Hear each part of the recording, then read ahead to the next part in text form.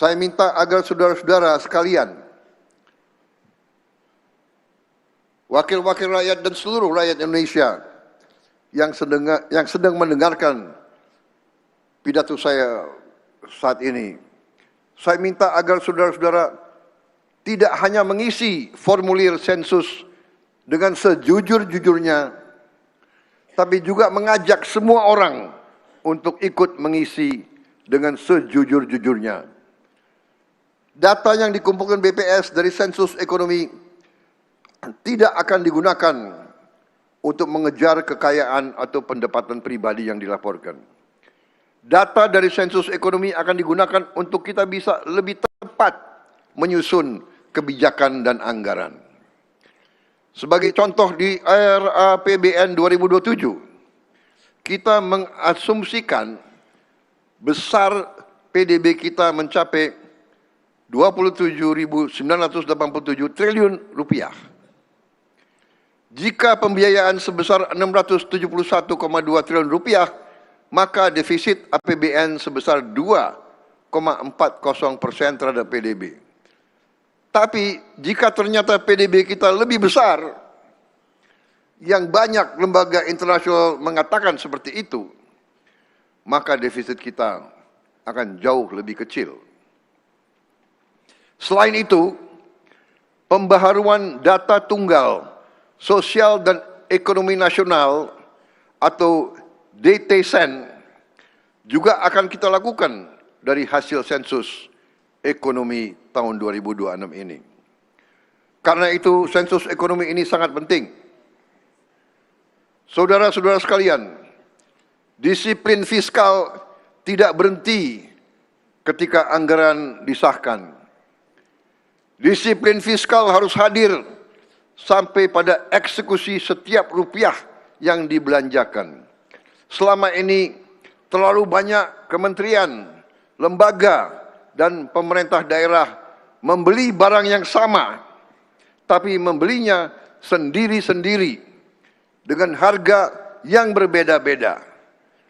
Spesifikasinya sama, tapi karena prosesnya berulang dan mungkin berbeda-beda, jumlahnya terpecah, daya tawar negara menjadi lemah. Kita harus hentikan APBN digunakan membeli barang yang sama tanpa koordinasi, seolah-olah seperti ribuan pembeli yang tidak saling berbicara.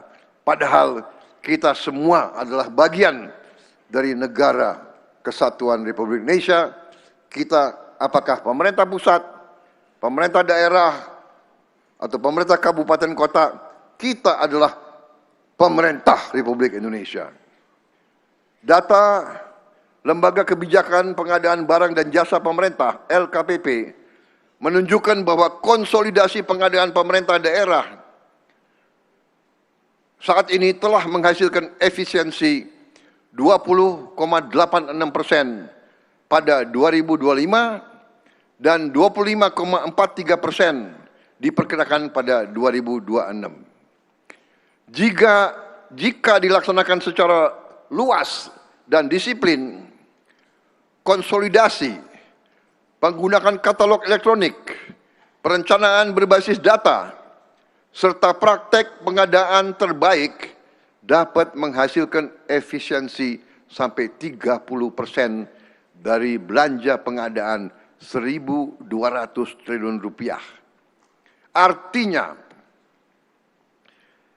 efisiensi dalam 1 tahun bisa mencapai 360 triliun rupiah. Kita bisa bayangkan 20 miliar dolar. Ini bukan angka yang kecil.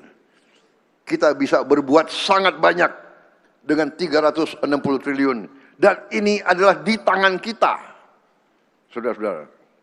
Sebagai contoh, tahun lalu, layar pinter interaktif atau IFP yang selama ini dibeli oleh Pemda-Pemda secara terpisah di kisaran harga 150 juta rupiah per unit, setelah pembelinya kita konsolidasikan di Kementerian Dikdasmen, kita dapat membeli dengan harga 26 juta rupiah per unit.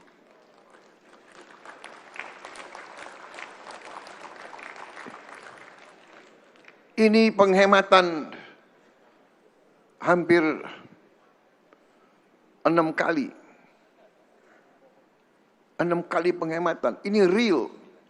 150 juta kita beli dengan harga 26 juta termasuk ongkos kirim dan ongkos pasang sampai ke tempat terpencil, terluar, dan tertinggal. Saudara-saudara sekalian. Karena itu, saya melaporkan di sini, pemerintah akan segera mengkonsolidasikan seluruh pengadaan barang dan jasa yang serupa. Kita akan tingkatkan kelembagaan LKPP menjadi badan pengadaan pemerintah, dan untuk itu kita mohon dukungan Dewan Perwakilan Rakyat yang saya hormati.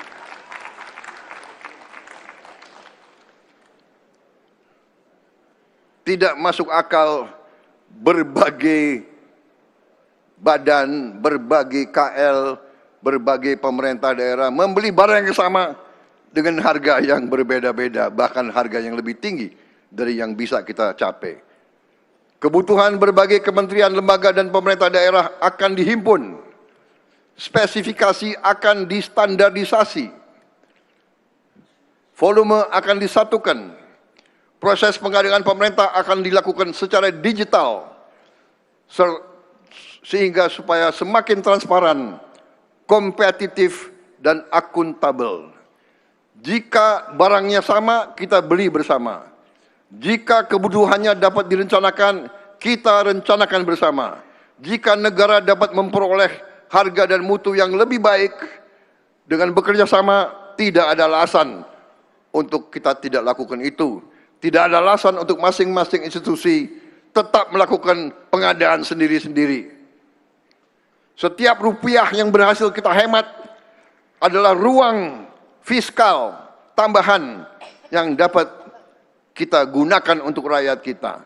Ruang kelas sekolah yang bisa kita perbaiki. Puskesmas yang kita bisa renovasi. Rumah sakit dan alat-alat kesehatan yang dapat kita berikan kepada rakyat kita di semua kota, di semua kecamatan. Dan ujungnya kehidupan rakyat yang lebih baik. Pimpinan dan anggota dewan yang saya hormati dan saya muliakan, hari ini saya akan menggunakan kesempatan berbicara di ruang terhormat ini untuk menyampaikan beberapa langkah besar yang akan menjadi tahap berikutnya dari transformasi Indonesia. Pertama, kita akan